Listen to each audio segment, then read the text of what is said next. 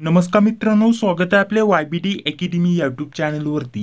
या व्हिडिओच्या माध्यमाने आज आपण पुणे DCC बँक भरती 2025 चे आज जे पेपर झालेले आहेत त्या पेपरचं व्यवस्थित स्वरूप आजच्या या व्हिडिओच्या माध्यमाने आपण जाणून घेणार आहोत। तर त्यासाठी नक्कीच या व्हिडिओला पूर्ण बघा। यामध्ये प्रत्येक विषयानुसार आपण चर्चा करणार आहोत, तर हा व्हिडिओ अतिशय महत्त्वाचा असणार आहे। तर बघा, यामध्ये जर म्हटलं तर बहुतेक विद्यार्थ्यांशी कॉलवरती आपलं बोलणं झालेलं आहे। काही विद्यार्थ्यांनी व्हॉट्सअपवरती जे पण प्रश्न आठवले ते प्रश्न पाठवलेले आहेत। त्याच सोबत या व्हिडिओला बनवण्याच्या अगोदर कमीत कमी 4 ते 5 विद्यार्थ्यांशी माझं बोलणं झालेलं आहे। संपूर्ण अभ्यासक्रम कसा विचारला गेला होता, कोणकोणत्या टॉपिकवरती कसे प्रश्न विचारले गेले होते, या सर्व मुद्द्यांवरती चर्चा आजच्या या व्हिडिओच्या माध्यमाने आपण करणार आहोत। तर व्यवस्थित या व्हिडिओला पूर्ण बघा। तर बघा, काही विद्यार्थ्यांनी अशा प्रकारचे जे पण प्रश्न आठवले ते पाठवलेले आहेत। तर यामध्ये जर म्हटलं तर बघा, आपल्याला PDCC ची आपल्याला जी स्थापना आहे ती कधी झाली होती यावरती प्रश्न होता। RBI गव्हर्नर याच्यावरती देखील प्रश्न आला होता। त्यानंतर 1 रुपयाची जी नोट आहे त्याच्यावरती सही कोणाची आहे अशा प्रकारचा देखील प्रश्न विचारला गेलाय मित्रांनो। पुढे आपण प्रत्येक विषयावरती चर्चा करणार आहोत। जे विद्यार्थ्यांनी ॲज इट इज पाठवलेले आहे ते फक्त मी तुम्हाला सांगत आहे। त्यानंतर अलंकारावरती प्रश्न होता, प्रयोगावरती प्रश्न होता, शब्दसमूहाबद्दल एक शब्द याच्यावरती प्रश्न होता, अक्षरमालावरती, गणितावरती जर म्हटलं गणित बुद्धिमत्ता। आता यावरती जर म्हटलं तर काही विद्यार्थ्यांनी सांगितले सर्व प्रश्न बुद्धिमत्तावरतीच विचारले गेले होते। जे 10 प्रश्न होते ते बुद्धिमत्ताचे अतिशय सोपे प्रश्न होते। कोणकोणत्या विषयावरती प्रश्न आले, कोणत्या टॉपिकवरती प्रश्न आले होते याच्यावरती देखील आपण चर्चा करणार आहोत। तर ग्रुपवरती प्रश्न होते, नातेसंबंधावरती प्रश्न होते। त्यानंतर पुढे जर म्हटलं तर वेगळा घटक याच्यावरती देखील प्रश्न होता। आणि याच्यामध्ये जर म्हटलं तर आपल्याला संगणक या विषयावरती पॉवर पॉईंटवरती काही विद्यार्थी बोलत होते की प्रश्न आले होते। काही विद्यार्थ्यांनी असं सांगितलं की जी मागील प्रश्नपत्रिका आहे त्यातील बहुतेक प्रश्न रिपीट झाले होते आणि कॉमन जे पण संगणकाचे प्रश्न असतात, आपल्याला इनपुट डिव्हाइस किंवा डिव्हाइसची नावं किंवा आपल्याला जे पण एक्सेल वगैरे असतं याच्यावरती प्रश्न होते, पॉवर पॉईंट वर्डवरती प्रश्न होते, याच्यावरती आपल्याला प्रश्न होते, स्लाइडवरती प्रश्न होते, या टाईपचे प्रश्न आपल्याला आलेले बघण्यासाठी भेटले होते। ठीक आहे, तर हे सर्व आपण बघणारच आहोत। ठीक आहे, तर बघा यामध्ये आपल्याला ॲज इट इज जे प्रश्न आले होते ते काही प्रश्न भेटलेले आहेत ते आपण सर्वप्रथम बघूया। तर यामध्ये बघा, आपल्याला PDCC बँकेची स्थापना कधी झाली अशा प्रकारचा प्रश्न विचारला गेला होता। 1 रुपयाची नोटीवरती सही कोणाची आहे हे ऑलरेडी सांगितलेलं आहे, तर ती सही कोणाची आहे ते आपल्याला विचारलं होतं। त्यानंतर 1959 मध्ये किती बँकेचे राष्ट्रीयकरण झाले याच्यावरती प्रश्न होता। RBI चे गव्हर्नर कोण आहे याच्यावरती प्रश्न होता। त्याच्यानंतर जर म्हटलं तर पुढे बघा, एअर इंडिया याच्यावरती प्रश्न आलेला आहे। ठीक आहे, तर हे प्रश्न बहुतेक दुसऱ्या विद्यार्थ्यांनी पाठवलेले आहेत, तर ते देखील मी तुम्हाला दाखवून घेतो। बघा, एअर इंडिया, आपल्याला एअर शो 2025 याच्यावरती प्रश्न होता। त्यानंतर UPIचा लॉंग फॉर्म याच्यावरती प्रश्न होता। त्यानंतर UPIचं लिमिट किती आहे एका दिवसाला त्याच्यावरती प्रश्न विचारला गेला होता।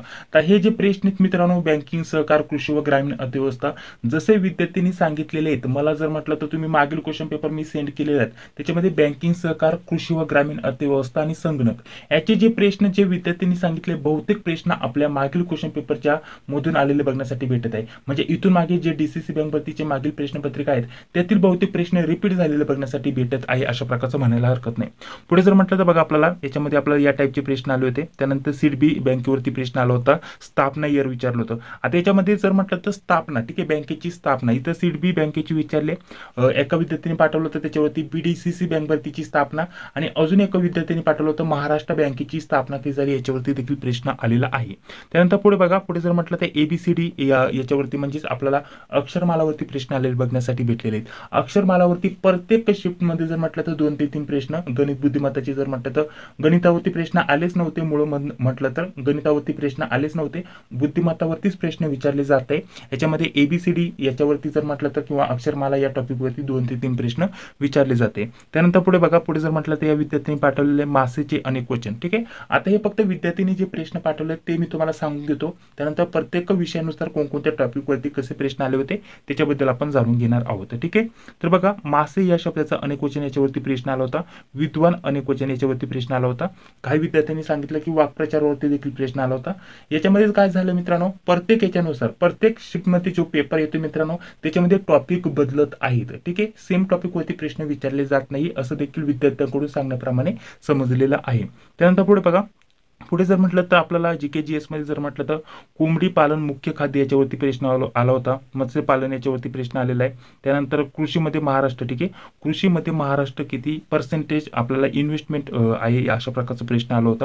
त्यानंतर पुढे जर म्हटलं तर आदिवासी विद्यापीठ कुठे होणार याच्यावरती प्रश्न होता करंटवरती जर म्हटलं तर. त्यानंतर जर म्हटलं तर RBI न्यू रँक आपल्याला भांडवल किती पाहिजे अशा प्रकारचं या टाईपचा काहीतरी प्रश्न होता. त्यानंतर पुढे जर म्हटलं तर बघा दुसऱ्या विद्यार्थ्यांनी काय पाठवलं आहे याच्यामध्ये जर म्हटलं तर हे बुद्धिमत्ताचे प्रश्न आहे. एक प्रश्न विचारला होता त्याच्यामध्ये गुराखांची पायांची संख्या, म्हणजे आपल्याला गुराखी त्यासोबत जर म्हटलं तर गुराखी आणि जे पण जनावर वगैरे असतात, जे पण पाळीव प्राणी असतात त्यांची संख्या दिलेली असते टोटल आणि त्यांची पायांची संख्या किंवा डोक्यांची संख्या विचारली जाते, या टाईपचा प्रश्न होता. नातेसंबंध यावरती प्रत्येक शिफ्टसाठी प्रश्न विचारले गेला, प्रत्येक शिफ्टमध्ये नातेसंबंध याच्यावरती प्रश्न विचारले गेला. ABCDचे याच्या टाईपचे 2-3 प्रश्न होते. त्यानंतर पुढे बघा महाराष्ट्र बँकेची स्थापना याच्यावरती प्रश्न आला होता. त्याच्यानंतर पुढे जर म्हटलं तर कोणती बँक कर्ज देत नाही याच्या टाईपचा काहीतरी प्रश्न होता. बँकेचे राष्ट्रीयकरण याच्यावरती प्रत्येक शिफ्टमध्ये प्रश्न विचारला गेलाय. लोकरी एरिया बँक किती आहेत याच्यावरती देखील प्रश्न आलाय. त्यानंतर पुढे जर म्हटलं तर दुसऱ्या विद्यार्थ्यांनी हे पाठवलेत. याच्यामध्ये अलंकार, प्रयोग, शब्दसमूहासाठी एक शब्द, अक्षरमाला, त्यानंतर ABCD याच्यावरती ग्रुपवरती प्रश्न होते, म्हणजे आपल्याला 4 ग्रुप दिलेले असतात किंवा 3 शब्द दिलेले असतात, पुढे आपल्याला देश शब्द दिलेले असतात आणि प्रश्नचिन्हाच्या जागी कोणते शब्द येतील ते आपल्याला सांगायचं असतं. ABCDच्या याच्यानुसार आपल्याला सोपे प्रश्न विचारले गेले होते. पुढील संख्येच्या वरती प्रश्न आला होता नातेसंबंधी आणि वेगळा घटक, म्हणजे आपल्याला वेगळा घटक कोणता आहे ते ओळखण्यासाठी इथं आलेलं होतं. तर या टाईपचे आपल्याला प्रश्न विद्यार्थ्यांनी पाठवलेले आहेत. तर विद्यार्थ्यांशी देखील बोलणं झालेलं आहे, त्याच्यानुसार जर विचार केला तर आता आपल्याला प्रत्येक विषयानुसार कोणत्या टॉपिकचा अभ्यास करणं गरजेचं असणार आहे हे देखील मी तुम्हाला सांगून घेतो मित्रांनो. आणि अजून एक गोष्ट सर्वात महत्त्वाची सांगायची राहिली, PDCC बँकमध्ये पुणे जिल्ह्याविषयी माहिती विचारली गेली नाही. आतापर्यंत जर म्हटलं तर 2 ते 3 वेगवेगळ्या शिफ्टचे पेपर झालेले, त्यानंतर व्हिडिओ मी अपलोड करत आहे आणि त्या बहुतेक विद्यार्थ्यांशी बोलणं झालेलं आहे. एकही विद्यार्थी बोलला नाही की जिल्ह्याच्या माहितीवरती प्रश्न आला होता. जिल्ह्याच्या माहितीवरती तुम्हाला प्रश्न विचारले जात नाही, त्याच्यामुळे या PDCC बँक भरतीसाठी जिल्ह्याची माहिती तुम्ही करू नका. कारण यामध्ये काय झालं हे देखील मी तुम्हाला पुढे व्यवस्थित समजून सांगणार आहे. थोडासा व्हिडिओ मोठा होऊ शकतो परंतु डिटेलमध्ये माहिती मी तुम्हाला देणार आहे. तर यामध्ये बघा प्रत्येक विषयावरती आता आपण चर्चा करणार आहोत. तर नक्की तुम्हाला काय वाचायचे, कमी वेळामध्ये जास्त अभ्यास कसा करायचा, त्या अगोदर तुम्हाला आपलं स्टडी मटेरियल कसं भेटणार याच्याबद्दल तुम्हाला माहिती देऊन घेतो. तर बघा यामध्ये आपल्याला DCC बँक भरतीसाठी आपण या 75 पेक्षा जास्त प्रश्नपत्रिका उपलब्ध करून देतोय. सोबत जर म्हटलं तर आपल्याला प्रत्येक विषयानुसार नोट्स देखील भेटणार आहे. यामध्ये मराठी, इंग्रजी, गणित, बुद्धिमत्ता, चालू घडामोडी, IMP GK, संगणक या विषयावरती IMP प्रश्न, बँकिंग, सहकार, कृषी व ग्रामीण अर्थव्यवस्था याच्यावरती IMP प्रश्न, हे सर्व स्टडी मटेरियल तुम्हाला PDF स्वरूपामध्ये आपण उपलब्ध करून देतोय. सर्वांची किंमत आपण ठेवलेली होती ₹229 मित्रांनो, ही रेग्युलर आपली किंमत आहे, परंतु स्पेशल पुणे DCC बँक भरतीसाठी ही किंमत आपण कमी करत आहोत, ₹169. ठीक आहे. फक्त या 1 ते 2 दिवसाकरता याची किंमत ₹169 केलेली आहे. जर तुम्हाला पाहिजे असेल तर कॉल SMS करत बसू नका, डायरेक्टली या नंबरवरती पेमेंट करायचं आहे ₹169 आणि याच नंबरवरती व्हॉट्सअपवरती तुम्हाला स्क्रीनशॉट पाठवायचा आहे. त्यानंतर तुम्हाला या 75 पेक्षा जास्त प्रश्नपत्रिका आणि सोबत या सर्व विषयांच्या नोट्स व्हॉट्सअपवरती सेंड केल्या जातील मित्रांनो. ठीक आहे. तर चला आता पुढे जर म्हटलं तर टॉपिकनुसार आपण चर्चा करत आहोत मित्रांनो. आता नक्की तुम्हाला अभ्यासायचं काय आहे, नक्की आता आपल्याकडे खूपच कमी दिवसाचा कालावधी आहे. ज्या पण विद्यार्थ्यांचे उद्या पेपर असतील, परवा पेपर असतील, तर त्यांना कोणता अभ्यास करणं अपेक्षित असणार आहे याच्यावरती आपण चर्चा करत आहोत. तर त्यासाठी बहुतेक विद्यार्थ्यांशी मी कॉलवरती बोलणं करून घेतलेलं आहे. त्यांच्यानुसार सांगण्याप्रमाणे तुम्हाला कोणता अभ्यास करणं गरजेचं असणार आहे हे मी तुम्हाला सांगतो आणि त्याचसोबत कोणता अभ्यास तुम्हाला करायचा नाही हे देखील मी तुम्हाला सांगून घेत आहे. तर सर्वात पहिली गोष्ट म्हणजे जिल्ह्याच्या माहितीवरती तुम्हाला प्रश्न विचारले जात नाही.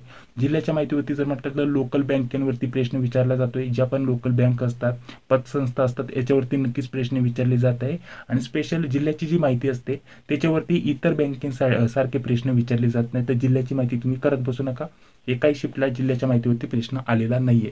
जिल्ह्याच्या माहितीवरती कालच आपण एक डिटेलमध्ये व्हिडिओ अपलोड केला होता, PDF देखील दिलं होतं, परंतु जिल्ह्याच्या माहितीवरती प्रश्न विचारले जात नाही, त्याच्यामुळे तिथं तुम्ही कमी वेळ वाया घालवा. ठीक आहे.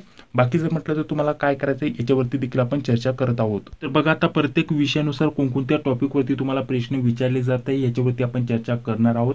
जेवढे पण विद्यार्थ्यांनी प्रश्न पाठवले त्याची उत्तर देखील मी सांगत बसलो असतो, परंतु ते प्रश्न रिपीट होणार नाही. तुम्हाला त्या टाईपचे प्रश्न येतील, त्यामुळे तुम्हाला त्या टाईपचा अभ्यास अभ्यास करायचा आहे, त्या टॉपिकवरती अभ्यास करायचा आहे. त्याच्यामुळे कमी वेळामध्ये जास्तीत जास्त माहिती देण्याचा मी तुम्हाला प्रयत्न करत आहे. तर यामध्ये बघा 6 विषय दिले, प्रत्येक विषयानुसार आपण चर्चा करणार आहोत. आपण खालून सुरुवात करूया. 6 नंबरचा जो विषय आहे तो बुद्धिमत्ता चाचणी. बुद्धिमत्ता याच्यावरती जर म्हटलं तर गणित बुद्धिमत्ता आपण म्हणायला हरकत नाही, परंतु गणितावरती प्रश्न विचारले जात नाही. बहुतेक विद्यार्थ्यांशी बोलणं झालं, गणितावरती प्रश्न येत नाही. गणिता टाईपचा एक प्रश्न येतो, याच्यामध्ये जर म्हटलं तर वर्गमूळ किंवा घन काढण्यासाठी आपल्याला त्या टाईपचा एक प्रश्न येतो, परंतु ते जर म्हटलं तर आपल्याला टेक्निकल याच्यामध्ये प्रश्न येतोय, त्याच्यामुळे बुद्धिमत्तामध्येच तो म्हणायला हरकत नाही. म्हणजे टोटल आपल्याला जे पण 10 प्रश्न येतात बुद्धिमत्ता याच्यावरतीच येतात, गणितावरती तुम्हाला प्रश्न विचारले जात नाही. तर या टॉपिकवरती, या विषयावरती तुम्हाला सोपे सोपे प्रश्न विचारले जातात. याच्यावरती 3 ते 4 जे प्रश्न विचारले जातात मित्रांनो, ते अक्षरमाला या टॉपिकवरती विचारले जातात. म्हणजे ABCDचा जो क्रम असतो याच्यावरती जे प्रश्न येतात त्याच्यावरती प्रश्न विचारला जातो. म्हणजे पुढची आपल्याला कोणती अक्षर येतील ते सांगायला सांगितलं जातं. त्याचसोबत ABCDच्या याचा गट दिलेला असतो 4-4 अक्षरांचा. पुढे आपल्याला गट दिलेला असतो, तर प्रश्नचिन्हाच्या जागी कोणता गट येईल याच्यावरती प्रश्न विचारला जातो, किंवा वेगळा गट ओळखण्यासाठी या टाईपचे 2-3 प्रश्न तुम्हाला ABCDच्या क्रमावरती प्रश्न विचारलेले बघण्यासाठी भेटत आहे. त्यानंतर पुढे जर म्हटलं तर पुढील संख्यावरती देखील प्रश्न विचारला जातो. याच टाईपचा आपल्याला अक्षरमाला, संख्यामाला याच्यावरती दोन्हीवरती प्रश्न विचारले जात आहे. त्यानंतर अजून एक महत्त्वाचा टॉपिक म्हणजे नातेसंबंध. बुद्धिमत्तामध्ये नातेसंबंध याच्यावरती प्रत्येक शिफ्टमध्ये प्रश्न विचारला गेला आहे. वेगळा घटक झाला. त्यानंतर पुढे जर म्हटलं तर कुरकांची पायाची संख्या किंवा डोक्यांची संख्या या टाईपचा बुद्धिमत्तावरती प्रश्न विचारला जातो, त्याच्यावरती प्रश्न येत आहे मित्रांनो. म्हणजे बुद्धिमत्ता तुम्हाला कॉमन विचारलं जात आहे, त्यासोबत समीकरणावरती देखील प्रश्न विचारला जातोय. तर हे 2-3 महत्त्वाचे आपल्याला टॉपिक आहे मित्रांनो, त्याच्यावरतीच प्रश्न येतात आणि अतिशय सोपे सोपे टॉपिक आहेत, त्याच्यावरती सोपे सोपे प्रश्न विचारले जातात. पुढे बघा 2 नंबरचा विषय असणार आहे आपल्याला संगणक. ठीक आहे, बुद्धिमत्ता पण सर्व आपल्या नोट्समध्ये दिलेला आहे, संगणक व माहिती तंत्रज्ञान. आता याच्यावरती तुम्हाला नक्की कोणते प्रश्न विचारले जात आहे, तर इथे बहुतेक विद्यार्थी कन्फ्यूज झालेले आहेत मित्रांनो. कारण जे पण प्रश्न विचारले जात आहेत तर ते आपल्याला जसं की MECIT झालं, त्यासोबत आपली जी टायपिंगची एक्झाम होते त्याच्यामध्ये जे MCQचे जे क्वेश्चन असतात संगणकावरती, तर त्याच टाईपचे प्रश्न विचारले जात आहे. याच्या मागचं कारण काय आहे मित्रांनो, आपली एक्झाम जर म्हटलं तर MKCL ही कंपनी घेत आहे, आणि MKCL जर म्हटलं तर टायपिंगची एक्झाम घेतात, MECITची एक्झाम घेतात. हे जे एक्झाम होतात मित्रांनो ती MKCL कंपनी घेत असते. त्यामुळे त्यांनी काय केलं, आता ही जी बँकेचा जो कॉन्टॅक्ट गेलेला आहे MKCL या कंपनीकडे, तर त्यांनी त्याच टाईपचे प्रश्न विचारलेले आहेत. तर यामध्ये जर विचार केला तर प्रत्येक शिफ्टला वेगवेगळ्या टॉपिकवरती प्रश्न विचारत आहे. परंतु तुम्हाला एकत्रित जर म्हटलं तर मागील क्वेश्चन पेपरला अनुसरून जर त्या टॉपिकचा तुम्ही अभ्यास केला तर तुम्हाला हे देखील सोपं जाणार आहे. यामध्ये सेकंड नंबरची जी शिफ्ट होती त्याच्यामध्ये बहुतेक विद्यार्थ्यांनी सांगितलं की पॉवर पॉईंट याच्यावरती प्रश्न विचारले होते. पहिल्या शिफ्टला जर म्हटलं तर स्लाइडवरती किंवा संगणकाचीच माहिती विचारली होती, एवढं काय अवघड नव्हतं. ठीक आहे, या टाईपचा प्रत्येक टॉपिक बदलून तुम्हाला प्रश्न विचारला जातोय. आणि सोबत जर म्हटलं तर सेकंड शिफ्टला असं देखील संगणकावरती प्रश्न विचारले गेले होते की त्याच्यामध्ये 2च ऑप्शन होते, आपल्याला चूक की बरोबर ते आपल्याला फक्त सांगायचं होतं, चूक आहे की बरोबर. या टाईपचे देखील 2-3 प्रश्न विचारलेले होते असं विद्यार्थ्यांनी सांगितलेलं आहे. तर अशा प्रकारचं जर म्हटलं तर संगणक जर करायचं असेल तर तुम्हाला मागील प्रश्नपत्रिकेला अनुसरून अभ्यास करायचा आहे. बाकी संगणक या विषयावरती आपण IMP टॉपिकवरती नोट्स दिलेल्या आहेत, त्याच्यावरती देखील तुम्ही अभ्यास करू शकता. ठीक आहे, पुढे जर म्हटलं तर मराठी भाषा याच्यावरती आपल्याला प्रश्न विचारले जातात. तर मराठी भाषा याच्यावरती कोणत्या टॉपिकवरती प्रश्न विचारले जातात हे देखील मी तुम्हाला सांगू देतो. मराठीवरती देखील सोपे प्रश्न विचारले जातात, एवढे काय आपल्याला अवघड विचारले जात नाहीये मित्रांनो, परंतु ते देखील महत्त्वाचे टॉपिक असणार आहे. तर यामध्ये अलंकार याच्यावरती प्रश्न विचारले जातात, प्रयोग, त्याचसोबत शब्दसमूहासाठी एक शब्द गाळलेला आपल्याला शब्द भरण्यासाठी या टाईपचे मराठीवरती प्रश्न तुम्हाला विचारले जात आहेत मित्रांनो. एक विद्यार्थ्यांनी सांगितलं वाक्प्रचारावरती देखील प्रश्न आला होता. त्याचसोबत जर म्हटलं तर आपल्याला बघा मराठी या विषयावरती जर म्हटलं तर आपल्याला म्हणीवरती शक्यता प्रश्न आला नव्हता, फक्त वाक्प्रचारावरती प्रश्न आलेला आहे मित्रांनो. ठीक आहे, यामध्ये जर म्हटलं तर बघा शब्दसमूह हा एक महत्त्वाचा टॉपिक असणार आहे मराठीमध्ये तुमच्यासाठी. सोबत यामध्ये जर म्हटलं तर एकवचन, अनेकवचन याच्यावरती देखील प्रश्न विचारलेले आहेत मित्रांनो. ठीक आहे, तर मराठी जर म्हटलं तर बेसिक विचारले जाते. थोडी जर तुमची प्रॅक्टिस असेल तरी मराठी तुम्हाला सोपं जाणार आहे मित्रांनो. पुढील विषय जर म्हटलं तर बघा कृषी व ग्रामीण अर्थव्यवस्था. आता कृषी व ग्रामीण अर्थव्यवस्था याचं काय करायचं मित्रांनो, तर हे जर म्हटलं तर आपल्याला थोडंसं अवघड विचारलं जात आहे. याच्यावरती जर म्हटलं तर आपल्याला थोडेसे अवघड प्रश्न विचारले जात आहे. बहुतेक विद्यार्थ्यांनी सांगितलेलं आहे याच्यावर त्याच्यावरती अवघड प्रश्न येत आहे. जे टॉपिक आपण अभ्यासले नाहीत त्याच्यावरती देखील प्रश्न विचारले जात आहेत मित्रांनो. आणि लेटेस्ट जर म्हटलं तर आपल्याला मागील क्वेश्चन पेपरला अनुसरून त्या टॉपिकचा अभ्यास केला तर काही हरकत नाही मित्रांनो. हा देखील तुम्हाला टॉपिक सोपा जाणार आहे. सामान्य ज्ञान व चालू घडामोडी याच्यावरती जर म्हटलं तर चालू घडामोडीवरती जास्त प्रश्न विचारले जात नाही. कमीत कमी 2 ते 3 प्रश्न विचारले जातात मित्रांनो चालू घडामोडीवरती. आणि सामान्य ज्ञान याच्यावरती जर म्हटलं तर ऑलराऊंडर तुम्हाला प्रश्न विचारले जात आहेत मित्रांनो. जिल्ह्याची किंवा राज्याची माहिती तुम्हाला विचारली जात नाही. ऑलराऊंडर जे पण जीके जीएस आहे त्याच्यावरती भर दिलेला आहे मित्रांनो. बँकिंग व सहकार याच्यावरती जर विचार केला तर बँकिंग सहकारवरती जर म्हटलं तर बहुतेक जे प्रश्न आहेत मित्रांनो, जे टॉपिक आहेत किंवा जी आपली स्टेप आहे, जे पण महत्त्वाचे टॉपिक आहे, जी स्टेप आहे प्रत्येक शिफ्टला प्रश्न विचारायची, ती कुठे ना कुठे जर म्हटलं तर मागील ज्या प्रश्नपत्रिका बघितले तर त्याच टाईपचे किंवा तेच प्रश्न आलेले आहेत. आता जे पण प्रश्न विद्यार्थ्यांनी पाठवले ॲज इट इज जर म्हटलं तर मागील प्रश्नपत्रिका तुम्ही जर घेतलेल्या असतील, तुम्ही बघितलेले असतील तर ऑलरेडी जे प्रश्न मी तुम्हाला वाचून दाखवले ते ऑलरेडी आलेले आहेत मागील प्रश्नपत्रिकेमध्ये. As it is copy paste प्रश्न आपल्याला बघण्यासाठी भेटतात बँकिंग व सहकारसाठी. ठीक आहे, त्यामुळे सांगितलेलं होतं मागील क्वेश्चन पेपर तुम्ही व्यवस्थित करा. सोबत जर म्हटलं तर मागील क्वेश्चन पेपर आणि जे पण महत्त्वाचे टॉपिक आहे त्याच्यामध्ये प्रत्येक विषयानुसार टॉपिक लिहून घ्या. त्या टॉपिकनुसार अभ्यास केला तर तुम्हाला नक्कीच फायदा होणार. तर यामध्ये तुम्हाला पुन्हा 3 विषय सांगतो, बँकिंग व सहकार, कृषी व ग्रामीण अर्थव्यवस्था, संगणक व माहिती तंत्रज्ञान. या 3 विषयांसाठी मागील प्रश्नपत्रिका तुमच्यासाठी अतिशय महत्त्वाच्या असणार आहे. कारण यातील जर म्हटलं तर तुम्हाला खूप सारे प्रश्न as it is copy paste repeat होत असतात. ते नाही झालं तर जे महत्त्वाचे जे टॉपिक आहे ते तुम्हाला लगेच समजून येते, एक लिंक भेटून जाते आणि त्याच टाईपचे प्रश्न तुम्हाला विचारले जात आहे किंवा त्याच टॉपिकवरती थोडासा बदल करून प्रश्न विचारला जात आहे, ज्याचा आन्सर तुम्हाला लगेच समजून येणार आहे. कारण यामध्ये आपण 75 पेक्षा जास्त मागील प्रश्नपत्रिका देतोय. यामध्ये एकत्रित जर विचार केला तर 75 गुणिले 90 जरी केलं तर 6 ते 7,000 प्रश्न होतात. प्रत्येक विषयावरती जर म्हटलं तर 1,000 प्रश्न तुम्हाला भेटतात. त्यातील भरपूर प्रश्न ॲज इट इज त्याच टॉपिकवरती किंवा तेच प्रश्न रिपीट झालेले बघण्यासाठी भेटत आहे. मात्र एक गोष्ट लक्षात घ्या, 3 शिफ्टचे आतापर्यंत पेपर झालेले आहेत मित्रांनो. त्यामध्ये जर म्हटलं तर विद्यार्थ्यांनी सांगितल्याप्रमाणे प्रत्येक शिफ्टचा जो पेपर आहे तो वेगवेगळा आहे किंवा जे टॉपिक आहे ते सारखे विचारले जात नाही. वेगवेगळ्या टॉपिकवरती प्रत्येक विषयावरती वेगवेगळ्या टॉपिकवरती प्रश्न विचारले जात आहे. कॉमन एवढंच आपल्याला समजत आहे की जिल्ह्याच्या माहितीवरती प्रश्न विचारले जात नाही, राज्याच्या माहितीवरती प्रश्न विचारले जात नाही. ऑलराऊंडर कुठलाही प्रश्न येऊ शकतो, परंतु महत्त्वाचे टॉपिक असणार आहे प्रत्येक विषयानुसार. तर त्यासाठी तुम्हाला काय करायचं, मागील क्वेश्चन पेपरला अनुसरून व्यवस्थित अभ्यास करायचा आहे.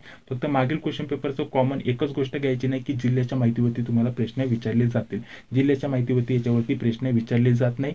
गणित या विषयावरती प्रश्न विचारले जात नाही. बाकी सर्व टॉपिक महत्त्वाचे त्यासारखे विचारले जातात. त्यामुळे तुम्ही बाकीच्या टॉपिकचा तिथून अभ्यास करू शकता. बाकी जर म्हटलं तर प्रत्येक विषयाच्या टॉपिकनुसार आपण नोट्स दिलेल्या आहेत, IMP प्रश्न दिलेले आहेत, त्याची रिव्हिजन तुम्ही करू शकता. बाकी जर म्हटलं तर मागे जो पेपर होता पुणे DCC बँक भरतीचा त्याच टाईपचा हा पेपर आहे असं म्हणायला हरकत नाही. पेपरचं स्वरूप जर म्हटलं तर मीडियम टू अवघड असं आपल्याला म्हणायला हरकत नाही. थोडासा मध्यम आणि त्यासोबत जर म्हटलं थोडाफार अवघड पेपर आपल्याला म्हणायला हरकत नाही. एवढा देखील पेपर सोपा विचारला जात नाहीये पुणे DCC बँक भरतीचा. ठीक आहे, तर अशा प्रकारचं विद्यार्थ्यांनी सांगितल्याप्रमाणे तुम्हाला डिटेलमध्ये माहिती दिलेली आहे. हा व्हिडिओ जर आवडला असेल तर लाईक करा. चॅनलवरती पहिल्यांदा आला असेल तर चॅनलला देखील सबस्क्राईब करा. जी बिल ती लाईक क्लिक करा. भेटूया आता पुढील व्हिडिओमध्ये. जय हिंद, जय महाराष्ट्र.